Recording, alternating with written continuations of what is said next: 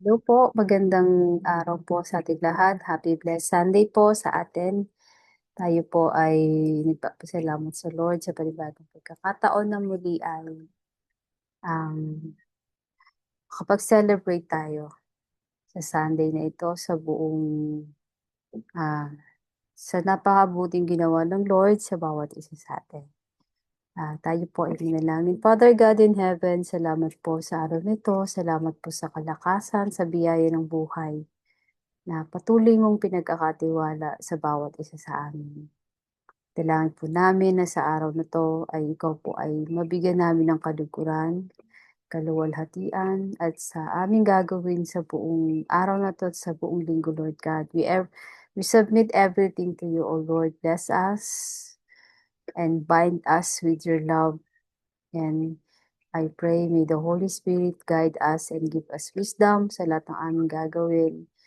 Katulad ng itinuturo o ituturo ng maririnig namin na message mo, O God. Bless us today and we pray, Lord God, palain mo po ang makakarinig ng message na ito.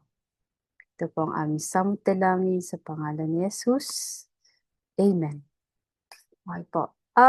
Sinasabi natin ay um, ang pagiging isang ina, ang since ang Mother's Day ay nasa kapaloob pa rin sa buwan ng month of May.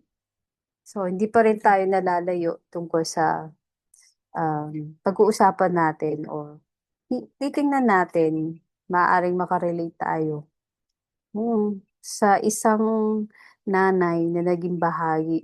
Ang baga may malaking impact sa buhay ng bawat isa sa atin na nabanggit din, binigyan din ng pagkakataon na maisulat ang pangalan niya sa Bible. Okay?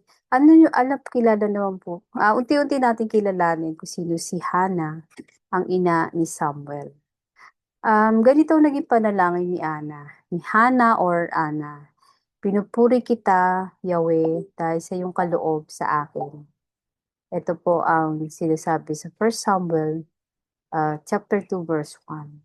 So taon-taon tuwing buwan ng Mayo, idinarao sa ating bansa ang Mother's Day. So marami nagbibigay ng parangal sa mga ina ng tahanan. Nakakatuwang pagmasdan ng mga alay na bulaklak para sa mga ina sa mga mall, sa may photo booth at program na puno ng mga awitan, sayawan, to celebrate this special day. Ito ay ilan lamang sa mga paraan para parangalan ng mga nanay sa kanilang pagsasakripisyo para sa kanilang pamilya. Sabi nga po, di ba, hindi madali ang maging isang ina. Kasi hindi naman itinuro sa school paano ba maging isang ina unless maranasan mo ang mga anak, maranasan mo yung hirap ng pagiging isang ina. Pagdadala pa lang ng sanggol sa sinapupunan for 9 years, 9 months, hindi na po madali yun. Napakahirap. Kasi lalo na kung ikaw ay maselan sa paglilihi, maselan ka sa pagdadala ng iyong sanggol for 9 months. Kakaiba ang nararanasan ng mga nanay, mga soon-to-be nanay. At kahit na yung mga naging nanay, kakaiba pa rin po ang mga nagiging karanasan. Kahit po sila ay naging lola na, nanay pa rin naman po sila. Kaya kakaiba pa rin ang kanilang nararanasan. Pero alam niyo po, ang nakaka-bless sa mga nanay, hindi nagbabago yung standing ng heart nila. Di ba? Kasi masasabi siguro ng isang nanay na being a mother is the toughest but most rewarding job a woman could ever have.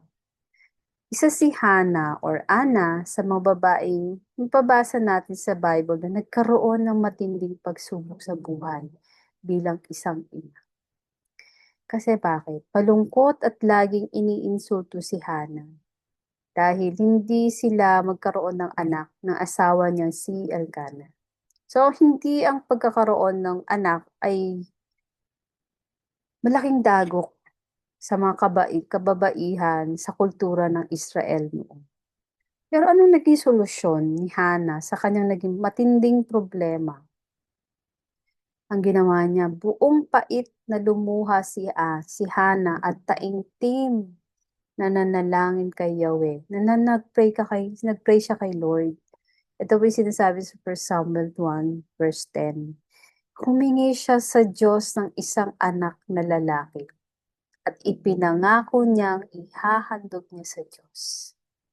Alam mo ang ginawa ng Lord, kinahabagan siya ng Diyos. Biniyayaan siya ng isang anak na lalaki at pinangalanan niyang Samuel. So gayon na lamang ang pagpupuri ni Hannah sa Diyos dahil sa kanyang kaloob. Amen?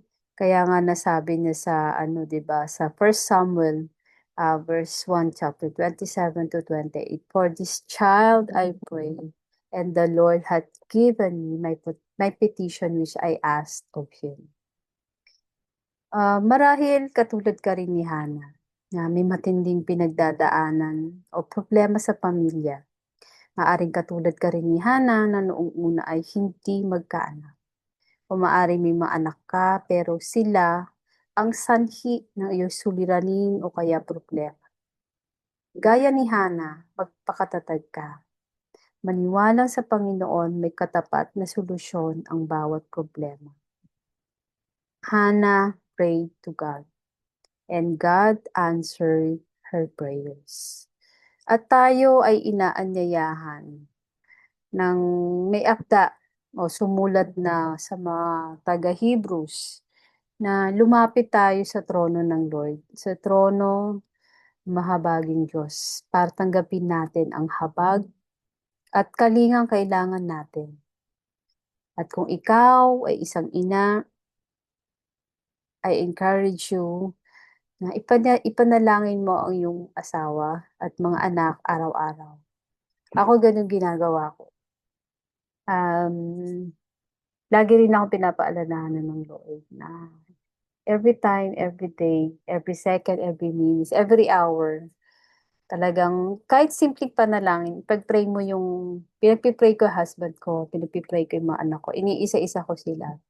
Tapos sa gabi, kahit na nasa kabilang room sila, I pray silently, pinipray over ko sila. Kasi bilang isang nanay, ako naniniwala ko na isa sa role na pinagkatiwala sa atin ng Lord is maging prayerful tayo sa mga pinagkatiwala sa atin. Ipanalangin ng mga anak, ipanalangin ng ang asawa. Kasi yun yung 'di ba, nung si Mother Mary, si Elizabeth. So bawat magulang na ina, bawat ina na nababasa natin sa Bible, ang naging character nila ay mapanalangin sila. Pinapanalangin nila yung kanilang mga anak.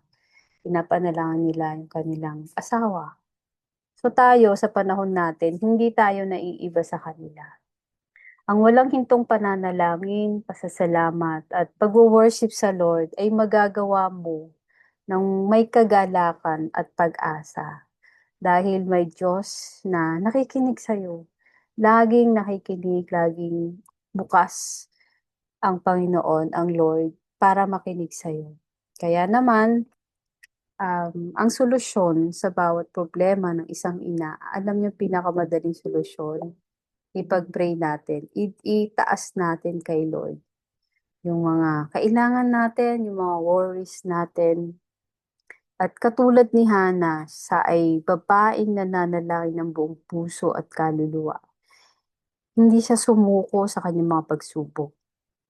Ang pagtitiwala sa Diyos na natili siyang matatag sa kanyang pananampalataya sa Diyos kahit na sa gitna ng kanyang paghihirap.